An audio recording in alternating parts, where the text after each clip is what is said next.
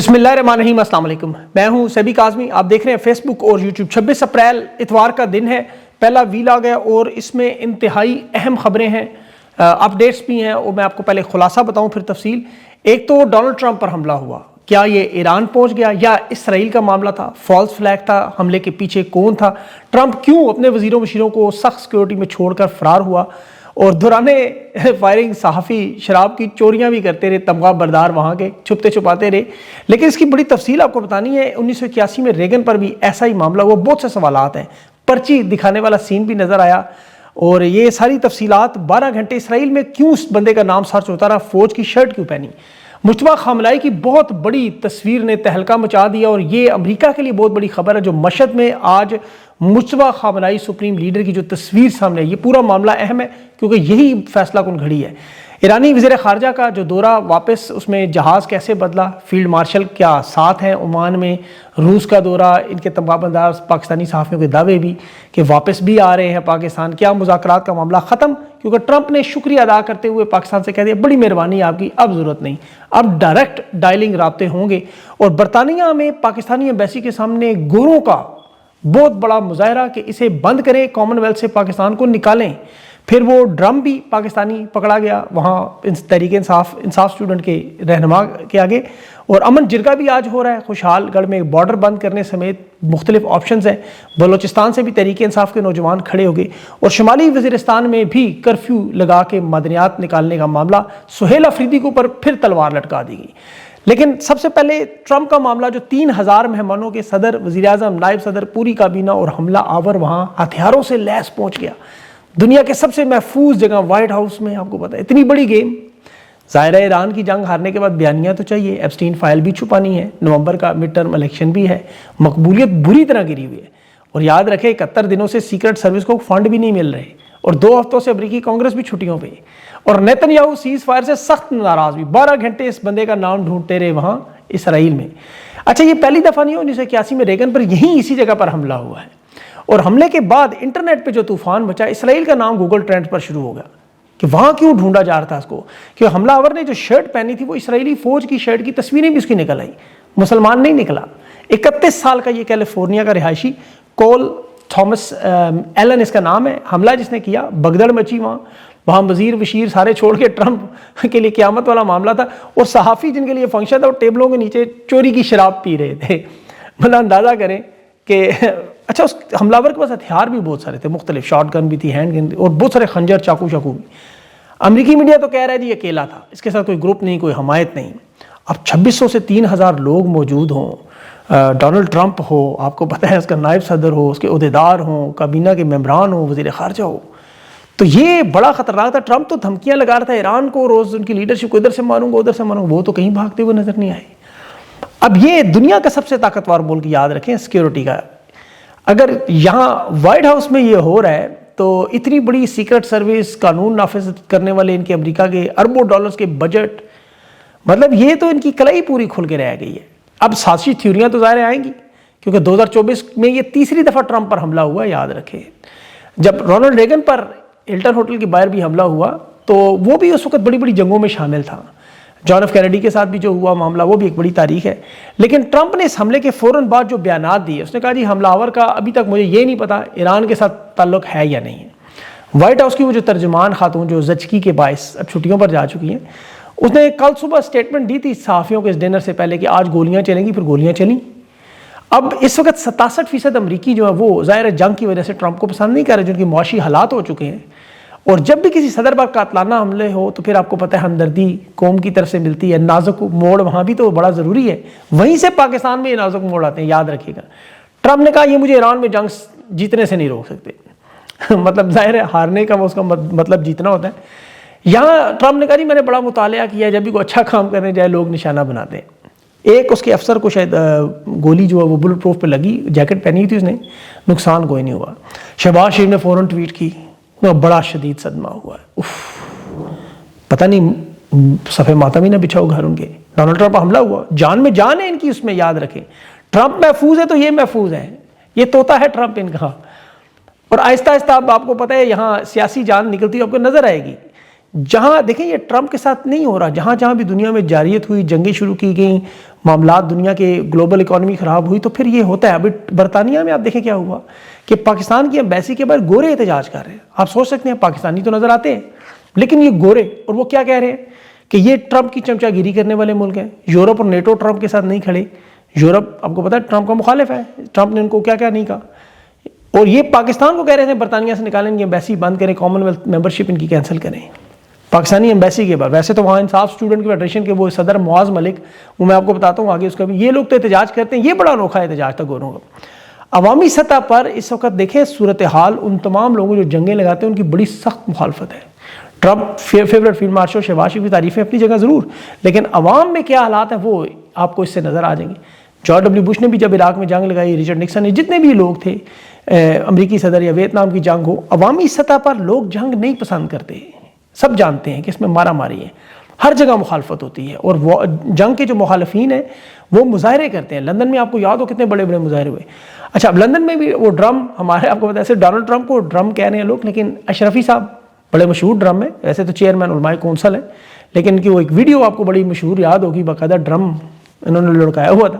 Central London میں یہ انصاف اسٹوڈنٹ فیڈریشن کے صدر معاذ ملک, ان کے ساتھ ان کے جو پروٹیسٹ کے 8-10 لوگ تھے جو خان کی رہائی پر ہر منگل کو مظاہرہ کرتے, یاد رکھیں 20-22 ہفتے ہو گئے شاید ان کی یہ بھی گفتگو وائرل ہوئی. وہ سوال پوچھتے تھے کہ فیلڈ مارشل کے ہوتے ہوئے پاکستان میں خواتین پر ظلم و ستم کیوں ہو رہا ہے, عمران خان کی بہنوں سمیت یہ سب کچھ کیا ہو رہا ہے. تو طاہر اشرفی نے کہا نہیں, مجھے تو ہراساں آپ کر رہے ہیں, وہ اسلام کے مجاہد ہیں, ان کے عظمت کے گن گائے, دنیا اور عالم اسلام کے لیے فرشتہ ہیں, اور جو کچھ آپ یہ کر رہے ہیں یہ میرے ساتھ غلط کر رہے ہیں. وہ سوال پوچھ رہے تھے. بارہ چلے, اب اس صورتحال میں اب مذاکرات کا پہلے آپ کو بتاؤں, وہ بڑا اہم معاملہ کیونکہ اس میں بہت بڑا ٹوسٹ ہے. ٹرمپ نے ایران سے کل براہ راست مذاکرات کی دعوت دی. پاکستانی سفارتکاری فیلڈ مارشل شہباز شریف کامیاب نہیں, ہاتھ جوڑ لیے انہوں نے. ٹرمپ نے صاف صاف ایران سے کہا آپ کے پاس نمبر ہے میرا, فون کر لیں مجھے براہ راست, پتہ نہیں دماغ سے نہیں چلتا. ایران نے ابھی تک اس کو مسترد کیا ہو کہ یہ بے ایمان آدمی ہے, وعدے توڑ کے جارحیت کرتا ہے. ایرانی وزیر خارجہ نے, جو آپ کو پتہ ہے 10 نکاتی شرائط نامہ فیلڈ مارشل کو شہباز شریف کو دیا, اور جس کے بعد ٹرمپ نے کہا جی میرا داماد اور میرا دوست اسٹیو وٹکاف اب پاکستان نہیں جائیں گے. کوئی بڑی لمبی فلائٹ ہے, خرچہ بڑا ہے, مطلب 18 گھنٹے کی فلائٹ اور بڑا خرچہ بہت ہے. یہ جاتے ہیں وہاں ایک کاغذ ملتا ہے, واپس آ جاتے ہیں. تو پاکستان کا بڑا شکریہ بھائی جی, ہیلو مہربانی آپ کی, ہم مجھے فیس سیونگ سیف ایگزٹ میں آپ نے مدد کی, بر آپ کا کردار ختم.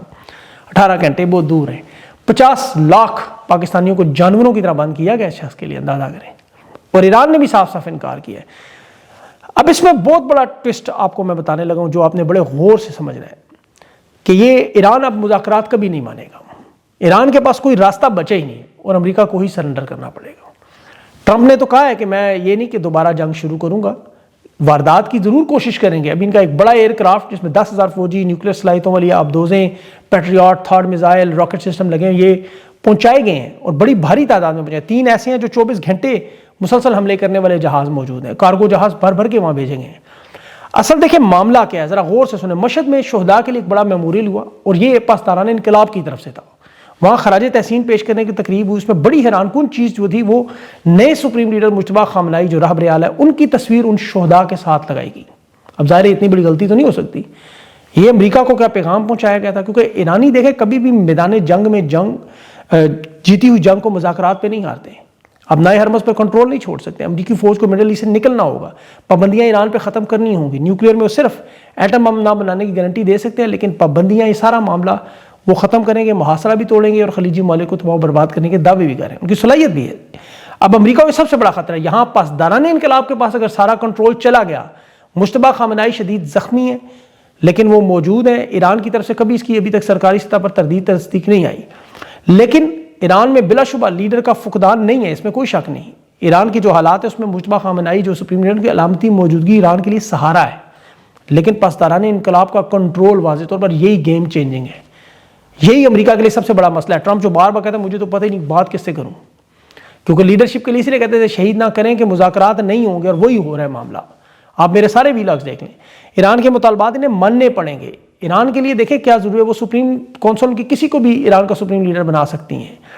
ایران کی اس وقت بقا کا مسئلہ ہے. یہ جو معاملہ ہے وہ ہر 6 مہینے بعد شروع ہوتا ہے. یہ جو 10 شرائط ایران نے دی ہیں اس کا انہوں نے کہا ایک ایک نقطہ, ایک ایک لفظ اسی طرح رہے گا, اور اسی لیے ابھی تک مذاکرات کامیاب نہیں ہو رہے اور نہ ہو سکتے ہیں. ایران اس جنگ میں اپر ہینڈ ہے, یہ پوری دنیا تسلیم کر چکے. وہ میں آپ کو آگے ثبوت بھی دیتا ہوں. ان کی جو 10 شرائط ہیں وہ اب سامنے آ چکی ہیں کہ امریکہ جب تک مکمل عدم جارحیت کی ضمانت نہیں دیتا، سرزمین پر دوبارہ نہ حملے کرنے کی گارنٹی نہیں دیتا، اس وقت تک کوئی مذاکرات نہیں ہوں گے۔ ابنائے حرمس ہمارے کنٹرول میں، ہم اس کی آمد و رفت کو ریگولیٹ کریں گے، فیس لیں گے، اور امریکہ کو، ٹرمپ کو یہاں ہماری یورینیم کی افسودگی کے حق کو نیوکلیئر سول پروگرام کے لیے تسلیم کرنا پڑے گا۔ تمام پابندیاں ایران کے کاروبار سے، ان سے منسلک ممالک سے ختم کرنی ہوں گی۔ سلامتی کونسل کی تمام اقوام متحدہ میں قراردادیں واپس، انٹرنیشنل جو ادارہ ہے اس کی چیکنگ کا معاملہ بھی چینج، اور جو معاوضہ ہے ایران امریکہ نے اسرائیل کی اس جنگ میں جو نقصان پہنچایا وہ اساس منجمد دینے ہیں واپس، ناکہ بندی ختم کرنی ہے، حزب اللہ، فلسطین سمیت تمام جگہوں سے امریکی فوج کا انخلا اس پورے مڈل ایسٹ سے، اس کے بعد مذاکرات ہو۔ اب دیکھیں یہاں کتنی بڑی بات۔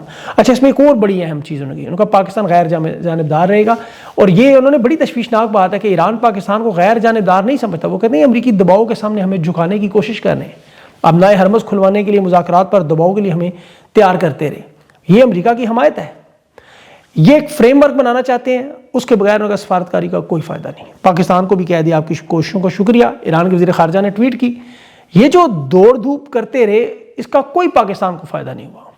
50 لاکھ لوگوں کو البتہ یہ 10 دنوں میں جو ہوا آپ دیکھ لیں۔ ٹاؤٹس نے 2 ہفتے تک پورے ملک کو یرغمال بنایا ہوا مذاکرات کے نام پہ، اور یہ اب سارا بھانڈا پھوٹ گیا ہے۔ اب یہاں ان کے ابھی ایک بڑے ٹاؤٹ ہے، بہت بڑے ٹاؤٹ ہے، یہ پچھلے دنوں میں جیو میں کام کرتے ہیں، نام میں نہیں لیتا، چھوڑے بھرے، اسرائیل کے کہہ رہے تھے جی سفیر نے کہا مجھے عمران خان اسرائیلی ایجنٹ ہے، آپ کو یاد ہوگا یہ وہ بند ہے، کہہ رہا جی ایرانی وزیر خارجہ جا چکے ہیں، آج وہ عمان سے واپس آئیں گے، اور جس جہاز پہ گئے وہ فیلڈ مارشل کا گلف سٹریم ہے جو 20 ارب کا بھی خریدا گیا، اور یہ بھی کہہ رہے ہیں کہ جن کے ساتھ D G I S I گئے ہیں عاصم ملک صاحب، یہ عمان سے واپس پھر پاکستان آئیں گے اور پھر یہاں سے ماسکو جائیں گے روس کے ساتھ معاملہ۔ بہرحال اب میں کیا کہوں، مجھے اسٹیبلشمنٹ کی آپ کو پتہ ہے ان کے سیکورٹی ذرائع سارے وہی ہیں۔ اس پہ امریکی صحافی رائن گرم نے کہہ دیا پاکستانی صحافیوں کو کہ انہیں تو جس طرح آئی ایس پی آر ایک ٹویٹ بھیجتی ہے، ایک واٹس ایپ بھیجتی ہے، اس طرح چھاپ دیتے ہیں۔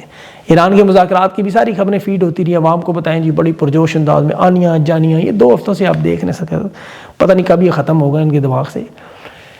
انہوں نے انٹرنیشنل صحافی بھی پاکستان میں گھیرے ہوئے تھے، نیو یارک پوسٹ کی کیٹلن ڈونباس جو ہے وہ بہت بڑی مثال ہے، کیونکہ یہ سارا معاملہ بیانیے کی لڑائی ہے، صرف بیانیے کی، ٹرمپ کی بھی اور ان کی بھی، ان کے دامن میں اور کچھ نہیں ہے۔ یہ دیکھ لیں آپ شہباز شریف فیلڈ مارشل جو ان کی پروفائلنگ انٹرنیشنل سطح پہ کی گئی صحافیوں کو کہ نازک موڑ ہے، قومی مفاد ہے، اس پہ آج بھی ان کے تنخواہ بردار جو ہیں وہ یہی دعویٰ کر رہے ہیں ایرانی وزیر آج پھر آ رہے ہیں، حالانکہ تمام انٹرنیشنل میڈیا کے اخبارات کی ان کی متضاد رپورٹنگ ہوتی ہے، لیکن اب چونکہ ظاہر ہے ان کے پاس کچھ بچا نہیں تو اور کیا کریں۔ ملکی حالات آپ دیکھیں نا کیا ہے، وہ کبھی بات کرتے ہیں اس پہ کہ ملک کے حالات کیا ہیں، میں آپ کو بتاتا ہوں ابھی۔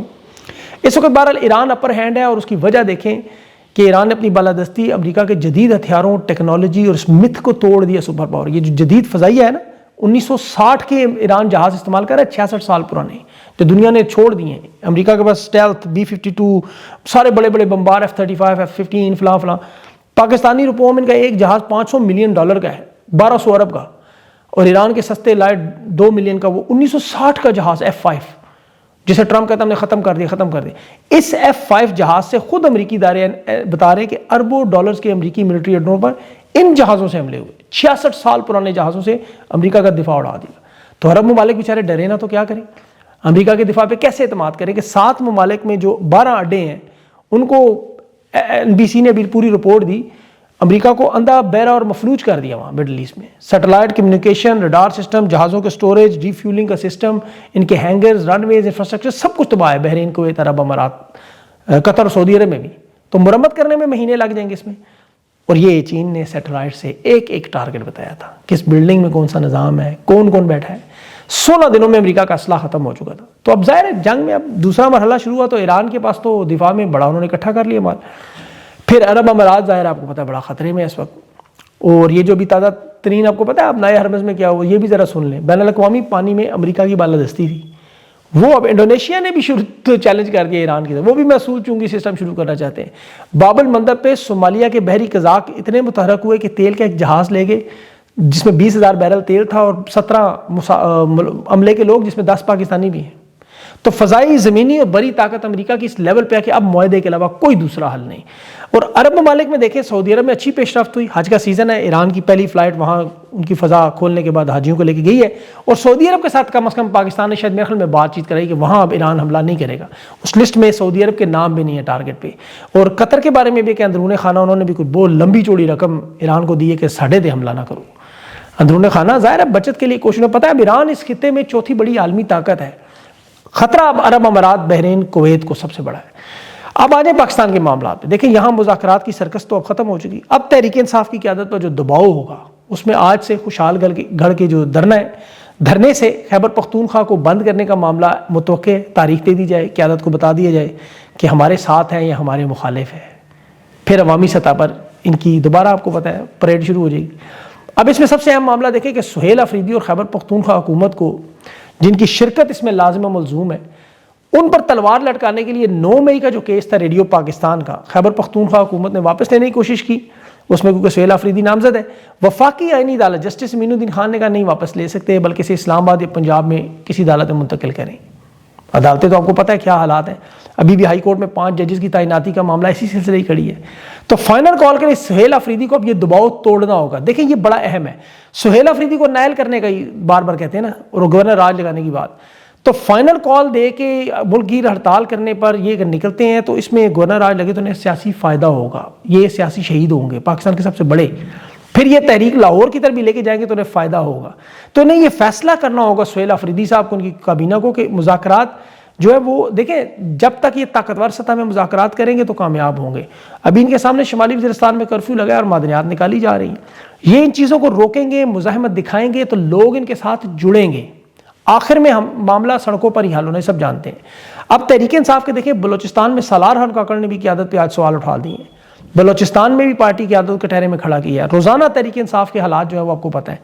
اب پاکستان کے حالات بھی دیکھ لیں، اسٹیٹ بینک میں 15 ارب ڈالر ذخائر کے ہیں اور جون کا مہینہ ہے، اگلے سال تک 21 ارب ڈالر کی ادائیگی ہے، مانگے تانگے کے پیسے ہیں، اس میں 5 ارب ڈالر کا گھاٹا ہے اور 1 ارب ڈالر بھی کہیں سے نہیں مل رہا۔ پاکستان میں 26 روپے انہوں نے پیٹرول ڈیزل پہ بھی بڑھائے، 393 کا پیٹرول ہے، اور ابھی جمعے کو کہہ رہے ہیں 50 سے 55 روپے کے مزید لیوی پیٹرول یا ڈیزل پہ لگائیں گے۔ تو معاشی حالات تو بھائی وہ بربادی کے، اس کے علاوہ آگے تو کچھ بھی نہیں ہے۔ تو عوامی مہم ان کی کامیاب ہونی ہے کیونکہ حکومت کے پاس سوائے ٹک ٹاک اور بیانیے کی اور کچھ بھی نہیں ہے۔ یہ مظفر آباد کے مشکل حالات میں جو اتنا پاورفل شو ہوا، مردان میں ہوا، عوام ان کے ساتھ کھڑی ہوئی ہے۔ ایسے میں اب یہ انڈیا کے تو بیانیاں اٹھائیں گے جو خواجہ آصف نے آج کہا کہ پاکستان کے شہروں پر دہشت گرد حملوں کی تیاریاں ہو رہی ہیں، یہ بھی منجن چھت بکے، لیکن اب نہیں بک سکتا۔